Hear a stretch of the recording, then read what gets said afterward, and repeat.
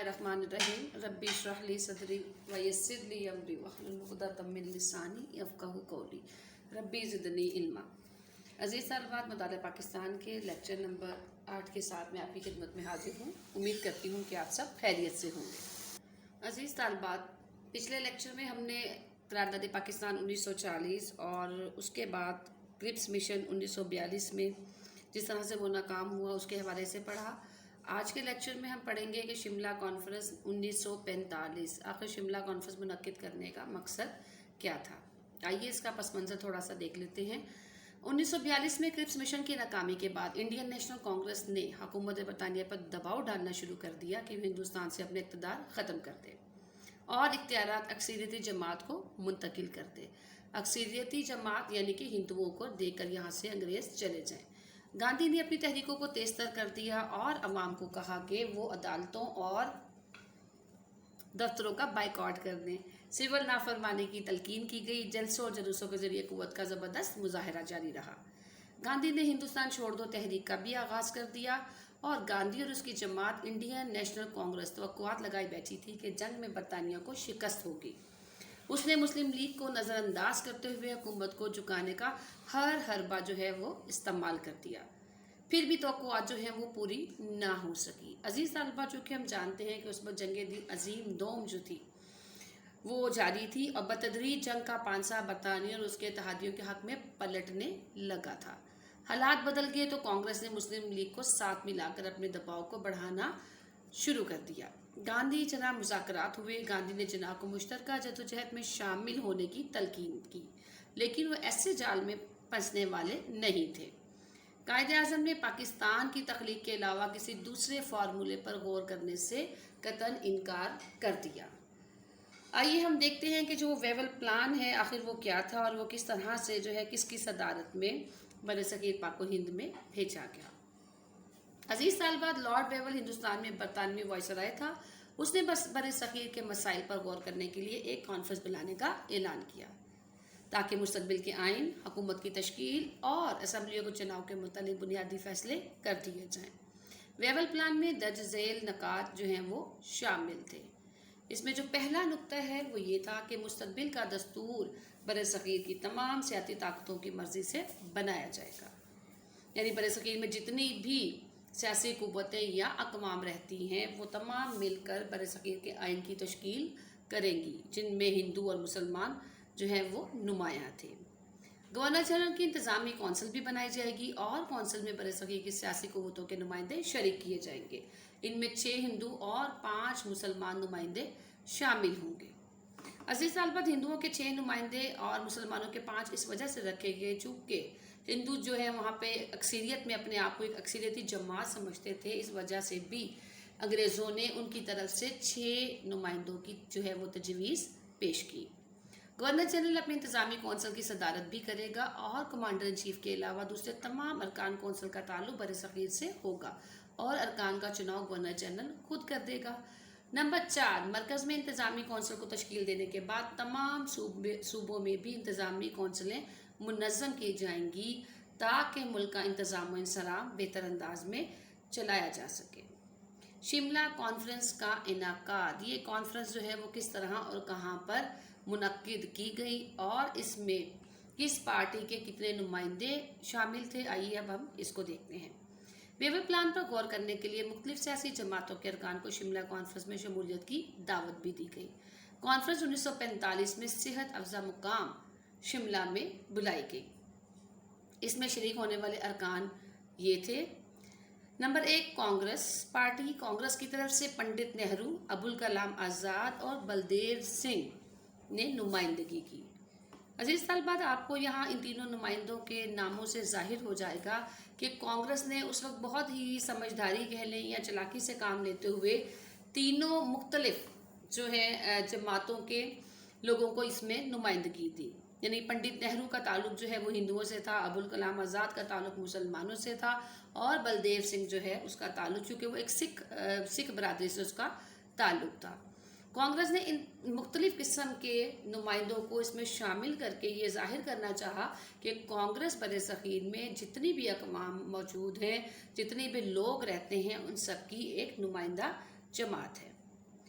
मुस्लिम league की तरफ से कायद आज़म लियाकत अली खान, सरदार अब्दुल रब नश्तर शामिल हुए और तमाम सूबों के वज़राए आला भी इस कॉन्फ्रेंस में शरीक हुए।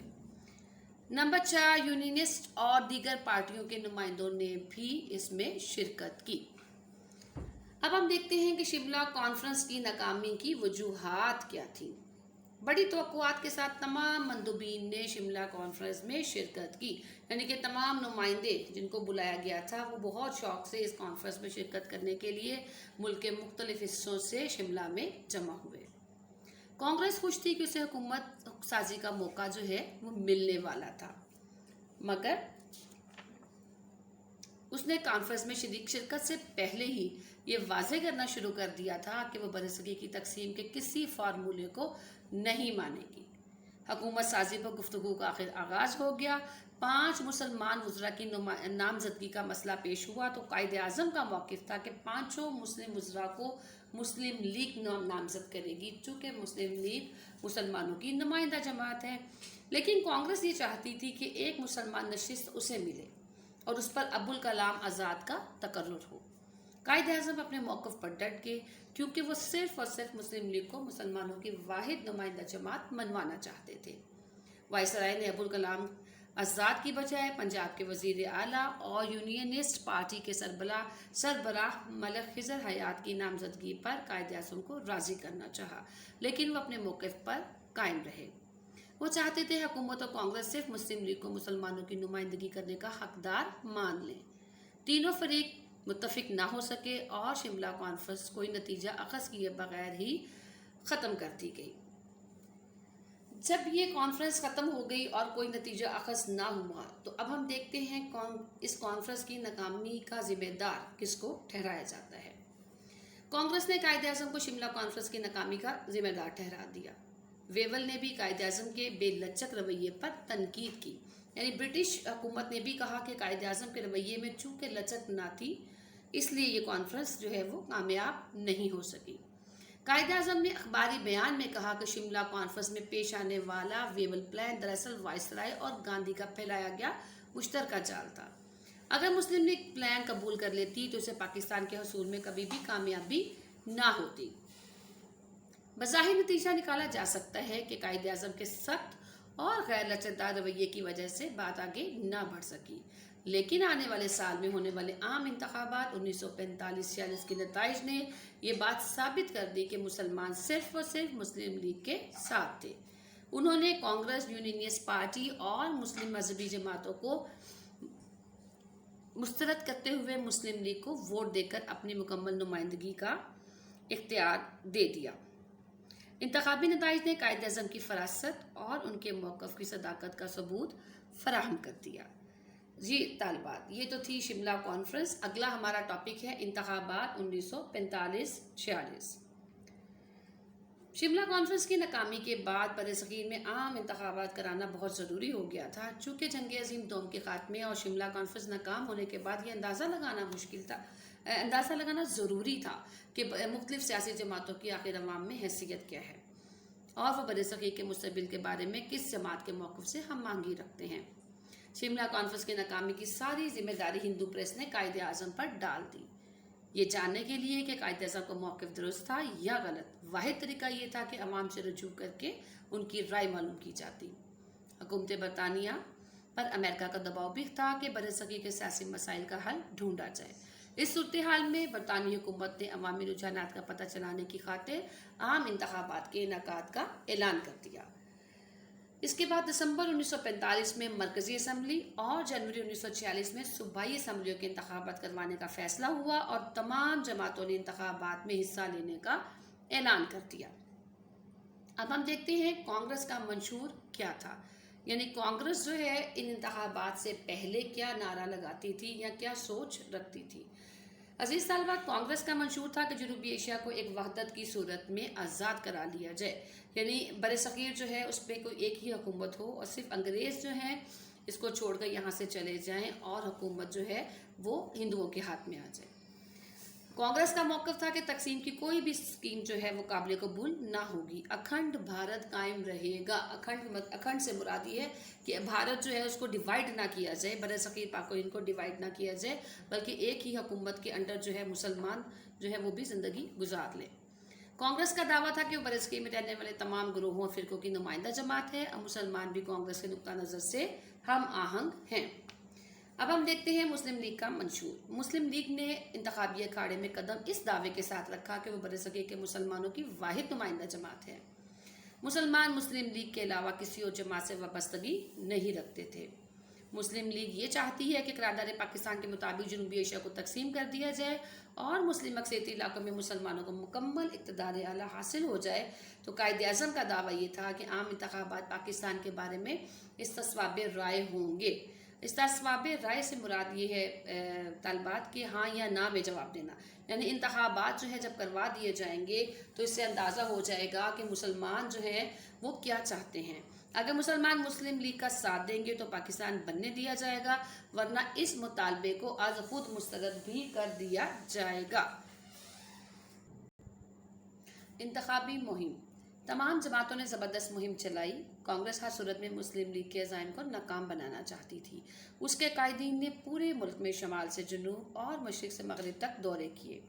कांग्रेस ने यूनियनिस्ट पार्टी, मजलिस-ए-एहरार, जमीयत उलमाए हिंद और दीगर मुस्लिम जमातों से इंतखाबी इत्तेहाद भी कर लिए और मुस्लिम लीग का रास्ता रोकने की हर मुमकिन जो है वो कोशिश की।